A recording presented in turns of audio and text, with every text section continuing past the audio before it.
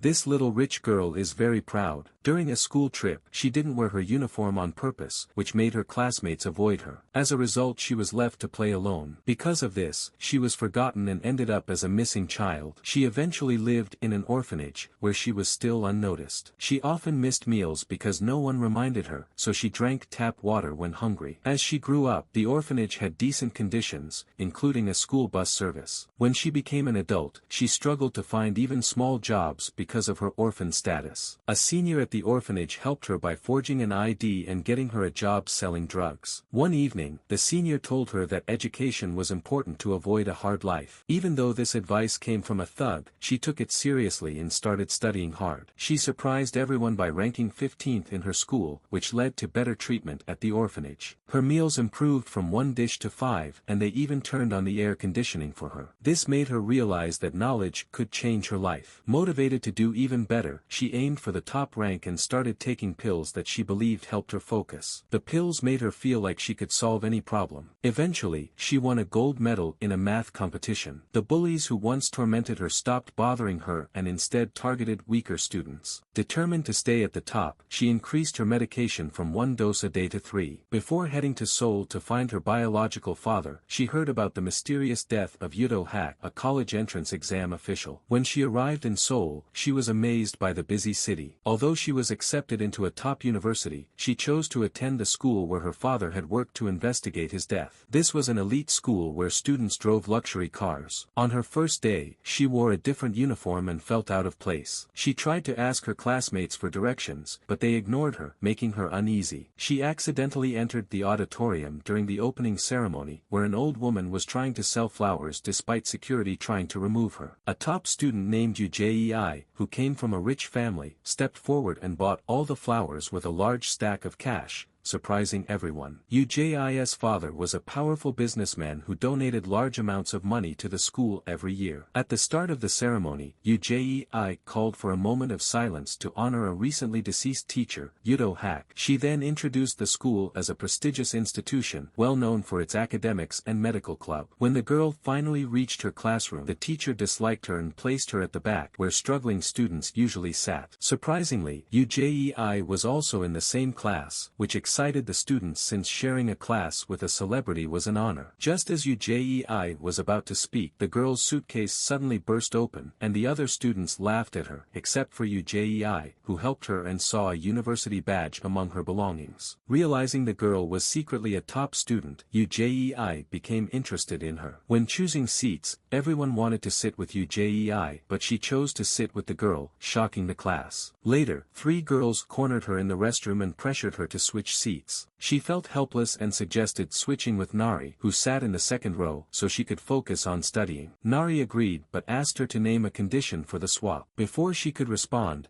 Ujei arrived, grabbed her hand, and took her away, leaving everyone confused. At lunch, the school's most beautiful girl, Ju-e, approached her, and even the usually distant Choi Kyung introduced herself. The girl was surprised because she hadn't introduced herself, yet Ujei already knew her name. Ujei asked why she had transferred in her senior year, and she explained it was because of her parents and that she came from a small village. Ju-e's father was a top businessman, Choi Kyung's father was a prosecutor, and Ujei's father owned Korea's biggest hospital. During the meal, Ujei asked if she planned to apply to Korea University's medical school, having seen her university badge. The girl admitted she did, surprising the students when she revealed she had no tutors or extra classes. Even Ujei, who could easily get into a top university, still took tutoring 3 times a week, making Choi Kyung doubt her chances. After their meal, Choi Kyung and her friend took their medication. There she realized that a lot of students were doing the same. Later, she saw a classmate struggling to take pills without water and kindly offered her own. However, the classmate threw them away, thinking they were tampered with. The girl was speechless, but the classmate warned her that those chosen by Ujei always ended up in trouble, making her feel even more uneasy about the school. The next day, Ujei noticed she had switched seats. The girl explained it was because of her poor eyesight, making it hard to see the board. When Ujei offered to move seats with her, she politely declined, leaving Ujei momentarily surprised, but eventually went back to her seat. Salji went to visit her stepmother, who asked if she had found a cell phone among her father's things. The phone had a keychain from a Korean university. Salji lied and said she hadn't seen it, but she had actually hidden it. Woo Seoljae managed to get a second-hand uniform and wore it to school the next day. As soon as she arrived, she was bullied again. Nari, one of her classmates, purposely spilled juice on her. Surrounded by laughing students, Woo Seoljae remembered all the times she had been bullied before. The bullies used to beat her, complain about her smell, drag her like a dog, take off her shoes, and throw them downstairs. One bully even burned her with a cigarette, leaving her scarred. Being an orphan, she felt powerless and didn't know how to fight back, so she just endured it. Unexpectedly, Yoo Jae-ai appeared and hugged her. Yoo Jae-ai noticed the burn on Woo Seoljae's chest and offered her clothes, but Woo Seoljae rudely refused, not wanting Yoo Jae-ai's kindness. Yoo Jae-ai said nothing and threw the shirt in the dustbin in frustration. In the classroom, they were assigned to do a text which lasts for 30 minutes. She discovered that most of the questions were not yet covered, yet everyone was busily answering them. Yoo Jae-ai had a perfect score and Woo Seoljae was able to answer only 4 questions. She followed the teacher and asked if they would cover the topic, but the teacher told her that they would not, and that it was to access them for their tutoring. She inquired about the tutoring session and on her way back, she happened to stumble on a tutoring class where the teacher was covering the topic. Woo Seoljae tried to take pictures of study materials but was caught by a teacher. To her surprise, Yoo Jae-ai helped her escape and hid her. Since Yoo Jae-ai was a child, she was forced to compete with her sister who was always favored by her father. Even when she became a national equestrian champion and wanted to impress her father,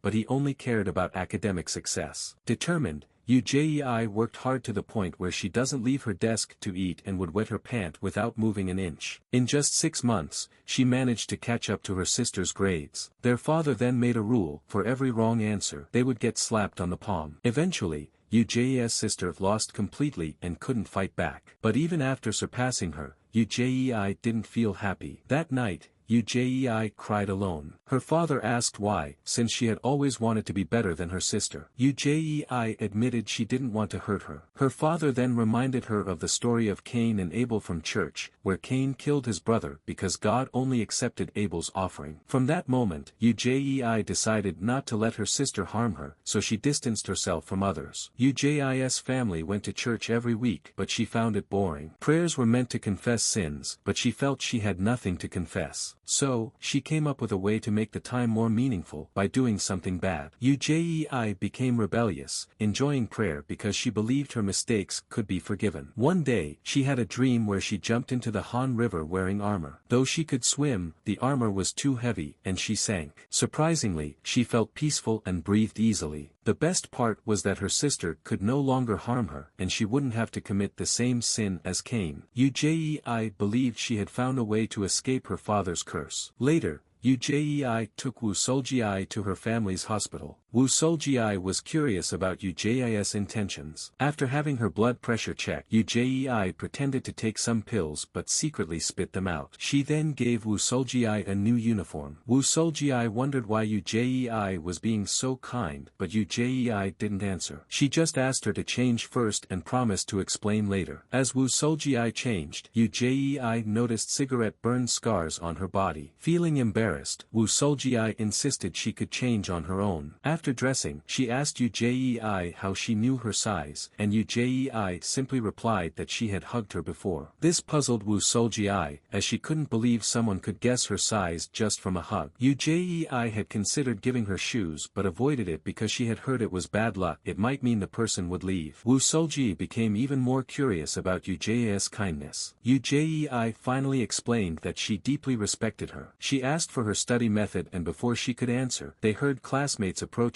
so Yoo Jae quickly hid Woo Seoljae in a closet to eavesdrop on the conversation. The students gossiped about Woo Seoljae, assuming she was an illegitimate child who had transferred because of trouble at her previous school. Yoo Jae covered Woo Seoljae's ears to stop her from hearing the negative comments from her friends. Suddenly, a phone rang, and the two girls realized it wasn't theirs. Choi Kyung became suspicious of the closet, but before she could check, Yoo Jae quickly sent her a message, distracting her. Yoo Jae Jei and Wu Soljie left the hospital. Before parting, Jei assured Wu Soljie that she had never had plastic surgery and was a natural beauty. Unexpectedly, Wu Soljie gave Jei a gift in return, her school badge, which was her most treasured keepsake from her late father. This gesture showed that she now saw Jei as an important person in her life. As Jei walked, she unknowingly entered a funeral venue and met the doctor who operated on her stepfather. She remembered when, as she followed the man to ask questions, she saw her with her daughter, who happens to be Jei. Meanwhile, she and her friends attended a private tutoring session. Her father was already waiting downstairs. He offered to give them a ride, but they exited the car after they felt uncomfortable with Jei's father's advice and rants. At the bus stop, a man started staring at their legs. He made inappropriate comments about Yeri, but she wasn't offended. She believed only beautiful girls received such attention. Choi Kyung was speechless at her reaction. Soon, Yeri's driver arrived to pick her up, leaving Choi Kyung speechless again. Back home, Yeri hurried to weigh herself and was shocked to see she was over 40 kilograms. Panicking, she started vomiting and exercising intensely. Meanwhile, Wu Soljie suspects that the doctor she saw earlier, the chief surgeon who had operated on her stepfather, was involved in her father's death. The next day, Wu Soljie returned to school and noticed that Jei's deskmate had mysteriously disappeared. Unexpectedly, she asked Jei if they could be deskmates, shocking their classmates since both were top students. They gossiped that Nari disappeared after bullying Wu Soljie because she wasn't the type to skip school. In the hallway, Yeri approached Wu Soljie and asked if she planned to join the medical club. Wu Soljie confirmed she was interested because it would help with her medical school application. However, Yeri warned her that the club had strict entry requirements. Wu Soljie acknowledged this but remained determined. Yeri found it odd because Nari, the missing girl, had also wanted to join the club. Just as Wu Soljie started feeling uneasy, the class president elections began. Choi Kyung was originally the top candidate for class president, but suddenly, Jei raised her hand and nominated Wu Soljie instead. The teacher then announced the start of voting. Choi Kyung was visibly upset, and to everyone's surprise, Wu Soljie won by a large margin. Doubting the results, Choi Kyung rushed to the podium and carefully examined the ballots. She quickly noticed something suspicious. All the votes for Wu Soljie were written on the same type of paper. It was clear that the election had been rigged. Although Choi Kyung suspected Jei was behind it, she had no proof. Meanwhile, Wu Soljie knew she wasn't a popular choice since she was from a rural area. Fortunately, the teacher stepped in, appointing Wu Soljie as class president and Choi Kyung as vice president. However, Jei insisted that Choi Kyung should apologize to Wu Soljie for not accepting the results and insulting her and the classmates. Reluctantly, Choi Kyung apologized. That evening, Wu Soljie found a green envelope at home and saw a man visiting her stepmother. She left the envelope at the door and quietly walked away. Soon after, she received a message from Jei inviting her to celebrate her election. Meanwhile, Choi Kyung wasn't ready to give up. After returning home, she started comparing the handwriting on the ballots again. Suddenly, her mother walked in and noticed the election papers. Frustrated, Choi Kyung took out her anger on her mother, who told her to finish up and go to bed. Unexpectedly, while looking through her mother's documents, Choi Kyung discovered a lawsuit filed. The defendants was Jei's father and an attachment death certificate of Wu Soljie's stepfather whom she knows nothing about. At the same time, an assistant reported to Jei's father that Wu Soljie's stepmother seemed unwilling to reconcile. However, Jei's father believed that any problem could be solved with money, it was just a matter of how much. Elsewhere, the now homeless Wu Soljie ran into Jei on the street. Jei invited her to stay at her house for the night and go to school together the next day. This was Wu Soljie's first time visiting Jei's luxurious home. Inside, she was startled by a sudden appearance of a dog. Wu Soljie also learned that Jei had a sister and, assuming she had passed away, apologized. However, Jei replied that she didn't know if her sister was dead or not. When Wu Soljie entered Jei's bedroom, she was shocked to see that it looked exactly like a room she had dreamed of before. Even more surprising, Jei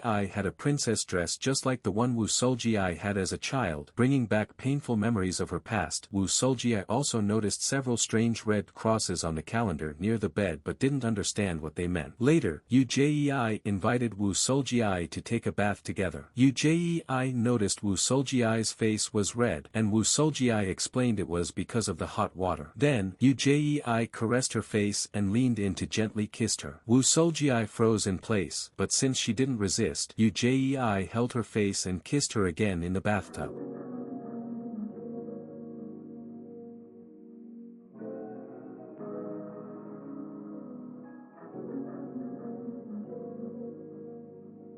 In the middle of the night, Woo Seol-ji woke up from a nightmare and realized she had started her period. She quietly went to the bathroom and luckily found a sanitary pad in the cabinet. As she returned to the bedroom, she heard Yoo Jae's phone ring. She then found out that Nari, who had previously bullied her, was forced to withdraw from school because of Yoo Jae. She promised to apologize to Woo Seol-ji and begged her to delete a certain video. Woo Seol-ji looked shocked and horrified as she stared at the sleeping Yoo Jae.